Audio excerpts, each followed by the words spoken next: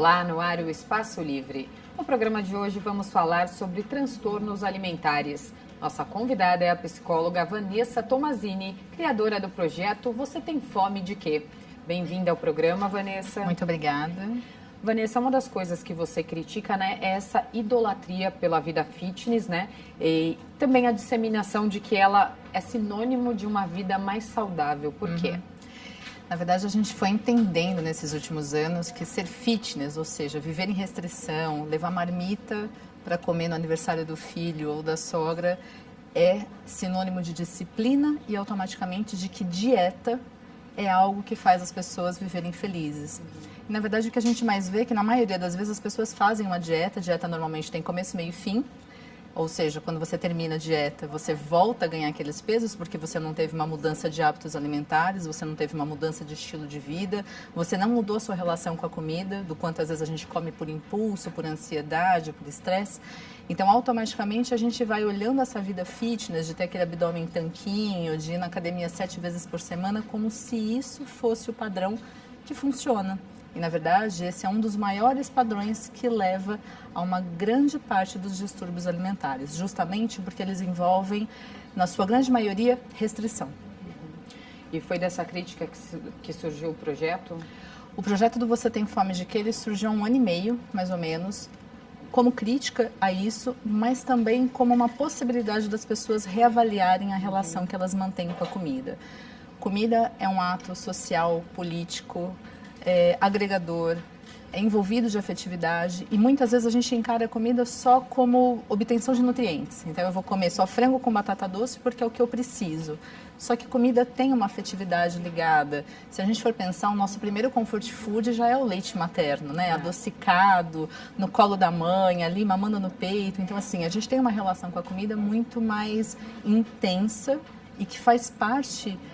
Nós somos envolvidos culturalmente, socialmente pela comida. Então, quem é que não vem, por exemplo, vou dar um exemplo meu, de uma família italiana que automaticamente aprende a comer macarrão, cannoli, né? Então, tudo tem um envolvimento afetivo também muito forte. Então, o Você Tem Fome de Quê? Ele também tem esse objetivo de poder reavaliar a relação que as pessoas têm com a comida e também reavaliar como é que as mídias também estão colocando a relação com o próprio corpo, né? E com a alimentação cada vez mais disseminada de uma forma que não é bacana. Você falou dessa questão da mídia. As redes sociais agravaram muito essa questão, porque hoje em dia a gente tem milhares de blogueiras fitness, né, que usam as redes sociais para exatamente fazer aquilo que você falou, mostrar que elas treinam 7 vezes por semana, que elas seguem uma dieta regrada, que elas levam comida para todos os lugares. E no nosso dia a dia não é assim, né? Nenhuma pessoa que tem uma vida típica, né? Eu não gosto muito de falar uma vida normal, porque todo mundo tem uma vida normal, mas uma vida típica, você não consegue levar marmita todos os dias, você não consegue ir à academia 7 vezes por semana, se você for casado, tiver filhos, então menos ainda. Não que não seja possível você se organizar para ter hábitos saudáveis, é possível, mas não nessa intensidade. É que elas só fazem isso, Elas né? só fazem isso. Então, a gente tem que lembrar que quando você vê uma dessas blogueiras, elas vivem disso. Inclusive, as fotos de public post, que a gente chama, elas geram renda, que não é pouca, muita renda. Então, assim, elas trabalham com isso. Então, da mesma forma que eu trabalho como psicóloga, que uma pessoa é um engenheiro ou uma arquiteta, a sua vida precisa se encaixar dentro dessa alimentação. Por isso que a mudança de hábitos, isso sim é relevante. E o padrão de beleza que a gente vê também em novela, filme, publicidade no mundo da moda também acaba influenciando, né? Acaba, e tem uma coisa que é importante da gente lembrar, que é assim, o que a gente vê com relação a esse corpo perfeito, né? Então, esse corpo seco. Eu sempre brinco que eu não gosto dessa palavra seco, porque toda vez que eu lembro de seco, eu lembro de uma planta seca, que é sem vida. Então, esse corpo seco, ele não tem vida, né? Ele não tem curva, ele não tem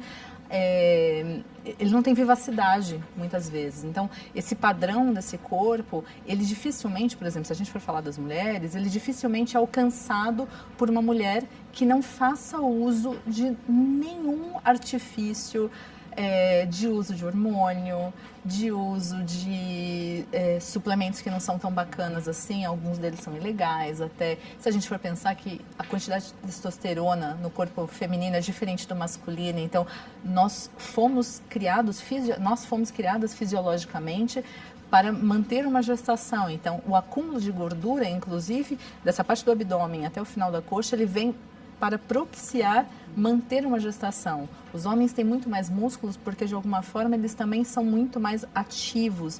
A força bruta vem também disso. Então, há uma diferença de gêneros e hoje em dia o que a gente mais busca é ter um gênero muito parecido com um deles que não tem condição fisiológica para isso. Então, esses artifícios acabam também trazendo uma imagem que não faz parte do que é socialmente possível.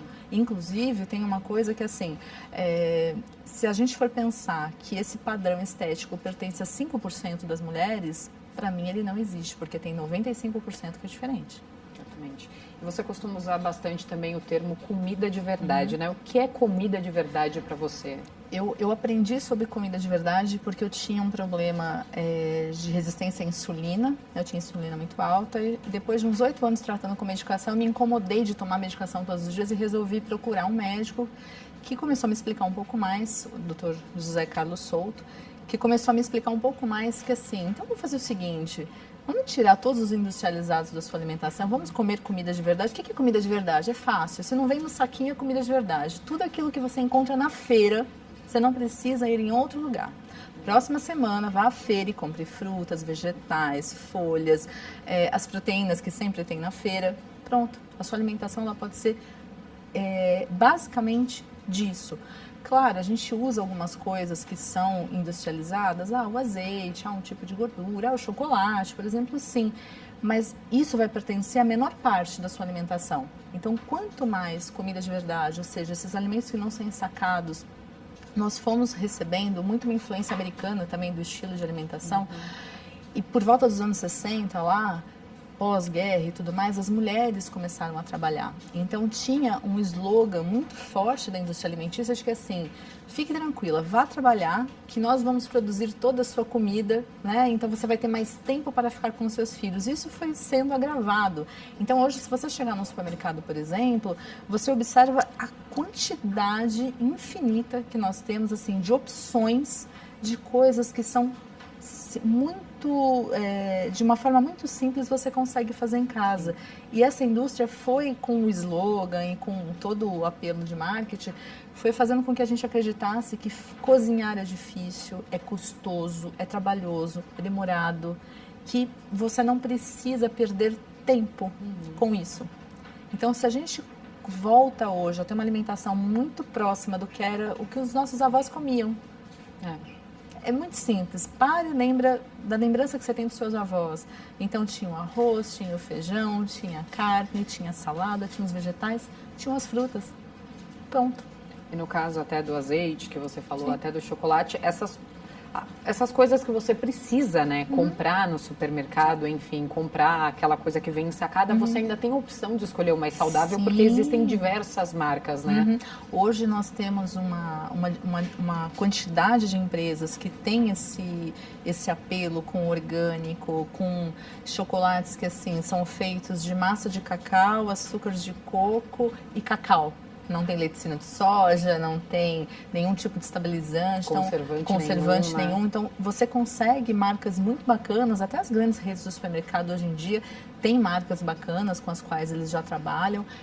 Então, você também tem opções melhores, mesmo para aquilo que é minimamente industrializado. Um óleo de coco, um azeite. Bom, você tem uma infinidade de opções hoje no mercado, basta procurar.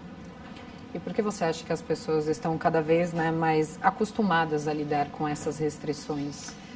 Olha, eu vejo no meu consultório assim, um número cada vez maior, e vejo no Instagram, no canal do YouTube, assim, a quantidade de meninas e mulheres que me procuram, dizendo assim, mas eu não consigo manter uma dieta. Essa é uma das frases que eu mais escuto, né? Como se isso fosse quase uma falta de caráter, sabe, mau caratismo? Eu não consigo manter a dieta de segunda a segunda, então eu sou mau caráter.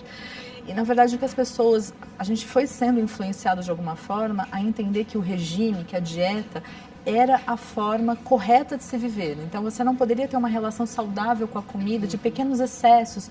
Pequenos excessos, não é viver em excesso, porque isso também é um problema, mas desses pequenos excessos que são normais, né? De conseguir ter uma alimentação, muitas vezes, durante a semana, por exemplo, mais adequada à sua rotina, não necessariamente cheia de excessos, deixar o final de semana para isso.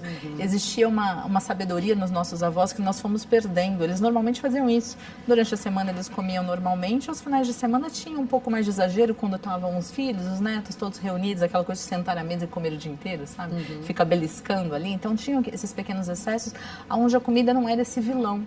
Hoje em dia as pessoas, e muitas das minhas pacientes relatam que assim, o momento de comer se tornou um pesadelo. Então, essa relação com a comida, ela se torna adoecida, né? Hoje, as pessoas já comem com culpa. Então, se você decide num happy hour com seus colegas, toma uma cerveja e come um petisco, pronto, eu já estraguei tudo. E não, você abriu uma exceção ali de um momento gostoso, socialmente bom, que é importante, inclusive.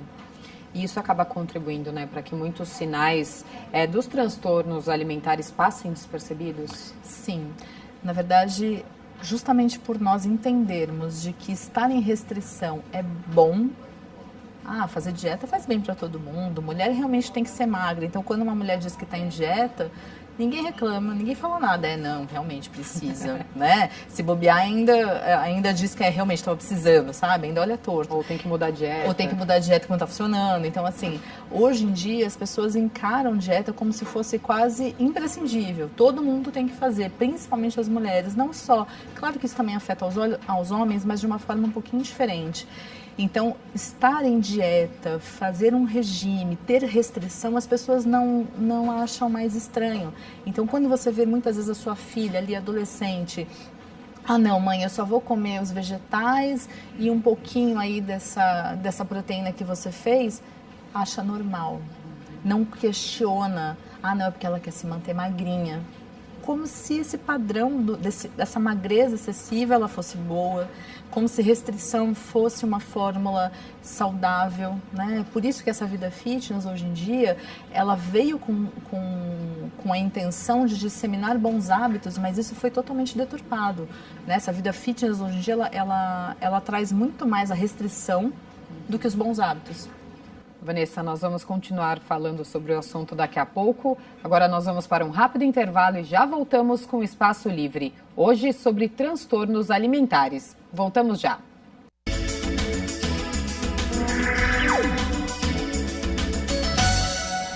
De volta com o Espaço Livre. Hoje com a psicóloga Vanessa Tomazini, criadora do projeto Você Tem Fome de Quê? Vanessa, a gente estava falando, né, sobre os transtornos alimentares. Quais são, né, as principais causas que ajudam a surgir, né, os transtornos? Nós não temos, hoje em dia, uma comprovação científica de que haja fatores determinantes. A gente tem causas que são colaboradoras. Então, assim, o fato da pessoa ter uma vida de restrição desde a primeira infância, então sempre uma preocupação exacerbada com a alimentação da criança, uma preocupação exacerbada com o formato do corpo da criança, você está muito magrinho, você está muito gordinho, são pontos que colaboram. O momento da entrada da adolescência, por exemplo, onde há aquele boom de hormônios, principalmente nas meninas, então o formato do corpo mais volumoso, com seios, quadril e bumbum, normalmente tem um ganho de peso que é normal, ele é comum, ele está associado a esse momento, mas que muitas meninas sentem isso como um engordar, né? E aí automaticamente começam a se incomodar com o seu próprio corpo e automaticamente passam a buscar restrição alimentar para tentar diminuir esse volume de peso. Dietas malucas, como assim, viagem de formatura do colégio, então na última semana a menina resolve fazer uma dieta totalmente sem pé nem cabeça, só de líquidos e tal, então começa a criar essa restrição naquele momento, de repente uma semana, mas que o final disso, normalmente 90% dos casos, o que é? Há uma compulsão, ou pelo menos um aumento da alimentação quando termina, porque é óbvio, você estava em restrição, Então, a chance disso virar uma compulsão é muito grande, ou um impulso alimentar, e aí os problemas vão começando a surgir daí. Então, por isso é muito importante tomar cuidado com essa relação que nós também ensinamos aos nossos filhos, que nós também podemos incentivar aos adolescentes, de que essa restrição, ela é normal, ela é comum. E, Vanessa, quais são os transtornos alimentares mais comuns? Tá. O primeiro deles, anorexia, que é a suspensão da alimentação, ou com períodos de jejum prolongado, ou ou nesse momento da anorexia, a paciente escolhe alimentos, ela faz uma contagem calórica, então ela come muito pouco durante o dia, exercita-se muito, sempre com o intuito de se manter cada vez mais magra. Na anorexia, inevitavelmente, a gente tem um outro distúrbio associado chamado distorção de imagem. Então, cada vez que essa pessoa, que essa mulher se olha no espelho, ela pode estar pesando 49 quilos, mas o que ela vê são 89 quilos. Não há uma realidade entre aquilo que ela vê e aquilo que realmente está. Um outro transtorno bastante comum é a compulsão alimentar, que ela como característica principal, o paciente come quantidades muito grandes de alimentos. Esses alimentos não há uma escolha do tipo, eu gosto de chocolate e bolo e vou comer isso. Não, é qualquer alimento que estiver disponível. Então, esse paciente ele é capaz de abrir a geladeira, comer o arroz gelado, feijão gelado, abrir a despensa, comer uma barra de chocolate, abrir a geladeira, comer uma fruta, abrir a despensa, comer um bolo. Não há o que tiver pela frente. O que normalmente faz com que esse paciente pare é o desconforto do estômago. Então, a reserva, o reservatório do estômago fica tão cheio que normalmente quando esse alimento ele começa a retornar é quando o paciente para. Esse distúrbio alimentar, ele muitas vezes vem associado de um outro chamado bulimia. Não é uma regra, mas é muito frequente. A bulimia, ela está associada com a purgação. A purgação é esse vômito provocado. Normalmente, esse vômito vem depois da ingestão dessa quantidade volumosa de alimento. Porém, quando a gente fala de purgação, a gente tem vários tipos de purgação. Exercícios excessivos é uma forma de purgação, então a paciente come demais e se exercita na sequência, tentando eliminar essas calorias. Diuréticos e laxantes são uma forma de purgação, a paciente come muito e depois usa laxante e também diuréticos para tentar diminuir esse volume corporal. A gente tem a ortorexia, que é que é bem mais comum, que é essa preocupação de ter esse corpo atlético, Então, e normalmente as pacientes, quando estão se recuperando da anorexia, não é uma regra, mas é muito comum, elas vão da anorexia à ortorexia. Então elas deixam de ser muito magras para serem muito fortes, muito secas, muito atléticas. Continuam doentes. Só mudou o tipo da compulsão que elas tinham. A compulsão de não comer, a compulsão de pensar demais nesse volume do corpo, aquisição de músculos e tudo mais. Esses são os principais transtornos. Vanessa, quais são as consequências psicológicas dos transtornos alimentares? Muitas. Entre elas, a principal delas, essa relação com a comida em todos esses transtornos que eu mencionei, fica totalmente alterada. Então, o ato de comer se torna um pesadelo. Então, assim, é a contagem calórica, é pensar na quantidade de carboidratos, é pensar de qual vai ser a forma de purgação na sequência. Então, esse ato de comer, que é tão prazeroso, que é tão gostoso, ele é totalmente perdido, Outra consequência, a distorção de imagem muitas vezes está associada com a maioria desses quadros. Então, essas pessoas não conseguem se sentir bem na própria pele. Mesmo que elas pesem muito pouco, ainda assim não é suficiente. Tanto é que a maioria, e isso é regra geral, qualquer mulher que você perguntar que nem tenha transtorno, você tá de bem com o seu peso, com o seu corpo? Não, eu queria perder 5 quilos. É quase que geral isso. Toda mulher fala, Toda mulher fala isso, então a gente tem uma insatisfação muito forte, muito grande com relação ao corpo, justamente porque a gente tem essa imagem de que o corpo ideal, ele é esse corpo magro que não necessariamente faz parte do seu biotipo, da sua fisiologia ou até do seu momento de vida. Não é nem o padrão da brasileira, né? Não é nem o padrão. O padrão da brasileira é uma cintura um pouco mais fina, um quadril um pouco mais largo, um bumbum um pouco mais volumoso, e hoje em dia com cirurgia plástica cada vez um peito maior também, né? Mas é um corpo que ele tem curvas, ele é curvilíneo, né? Então, e o que a gente vê cada vez mais nesses padrões estéticos, num desfile de moda, numa revista, numa dessas revistas que falam a respeito de dieta, é um corpo totalmente seco, né, de abdômen marcado, que não faz jus à realidade. Então, muitas dessas mulheres também passam a se sentir extremamente inadequadas porque elas não estão nesse padrão. E quantas mulheres realmente conseguem chegar nesse padrão? E Vanessa, como os transtornos, né, eles são identificados e qual que é a importância do acompanhamento psicológico nesses casos? A maioria dos casos demora-se muito para diagnosticar os transtornos. Por quê? Como eles passam num nível de normalidade, fulano gosta de fazer uma dieta. Minha filha está sempre preocupada em ir para a academia. Não, a minha esposa, que ela sempre gostou muito de ser magrinha, de usar calça 38. Socialmente, a gente tem uma série de desculpas para dizer que alguém tem uma preocupação exacerbada com a alimentação. Não, é porque ela gosta de ser muito saudável. Então, a gente não vai prestando atenção nos pequenos sintomas. E, normalmente, a maioria dos casos, por exemplo, na anorexia, os familiares só realmente conseguem perceber quando o volume de peso perdido já é muito grande. Então, essa paciente já está num quadro de mediano a grave, dificilmente consegue pegar no início.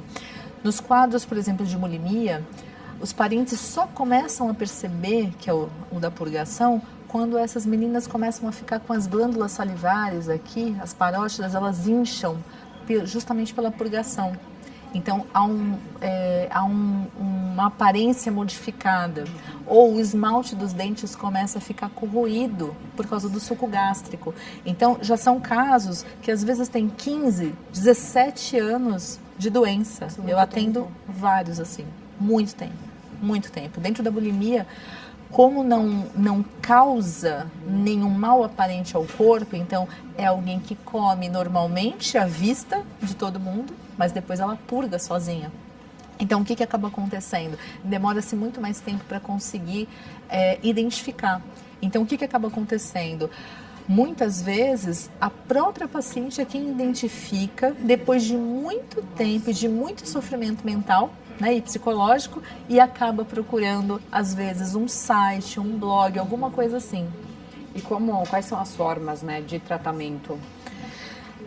É caso a caso. Normalmente, a gente começa com uma nutricionista comportamental, porque essas meninas e mulheres precisam voltar a aprender a comer sem medo. A gente tem hoje em dia um terrorismo com relação à comida, né? Não pode comer carboidrato, não pode comer isso, né? Não pode. Então, precisa ter uma reinserção da alimentação. O atendimento psicológico é imprescindível, porque o que causa o início do transtorno sempre está muito ligado com questões internas, inadequação, dificuldade em aceitar o próprio corpo, né? E, em alguns casos, a gente precisa também de uma avaliação psiquiátrica e a entrada de uma medicação, mas não é obrigatoriedade, depende muito de cada caso, mas um nutricionista comportamental e um psicólogo é o mínimo para a gente começar um bom tratamento. Vanessa, segundo dados do IBGE, né, 16% das crianças e 6% dos adolescentes são obesos. Qual que é a responsabilidade, né, dos pais nisso? É extremamente grande, porque as crianças elas são inseridas na alimentação aos 6 meses de idade, por quem? Pelas mães. É quando a gente começa a apresentar os primeiros alimentos de maneira pastosa, depois acaba inserindo as comidas mais sólidas, e aí é que a gente começa a inserir o quê? O refrigerante, muitas vezes, o chocolate. Não é que isso não possa existir, mas não deve fazer parte não deve fazer parte do maior número da quantidade maior do tempo, né? Então, se a gente conseguir usar isso como exceção Então, numa festa come o brigadeiro, come o bolo, mas no dia a dia come a comida, come os vegetais, né? Então, assim, a nossa responsabilidade com relação às crianças é muito grande. Hoje, no supermercado, a gente tem um volume gigantesco, eu falo isso porque eu tenho um filho de 3 anos e meio, um volume gigantesco de alimentos para o lanchinho da escola, prontos, que não é nada saudável. Nada saudável, são cheios de açúcar, cheios de aditivos. Então, assim, essa praticidade do mundo moderno foi uma das maiores desculpas da indústria alimentícia para cada vez mais trazer uma solução rápida. E a gente foi entendendo que essa solução rápida era melhor do que uma fruta, era melhor do que um bolo feito em casa. Não é melhor, né? Precisa de uma certa organização. Então, quanto mais a gente oferece esses alimentos para as crianças, isso vai acarretar no quê? O paladar delas vai ficar sempre muito restrito a esses alimentos que são, e os industrializados têm essa característica, ou eles têm muito açúcar ou eles têm muito sal. Vanessa, muito obrigada pela participação aqui no programa. Quer deixar algum contato para quem tiver dúvida, quiser saber mais sobre o projeto? Claro, quem quiser entrar em contato, pode entrar em contato pelo telefone 11 99945 1265. Pode entrar no meu site também, www.vctemfomedeque.com, ou Instagram, Tomazini_Vanessa. Muito obrigada, Vanessa.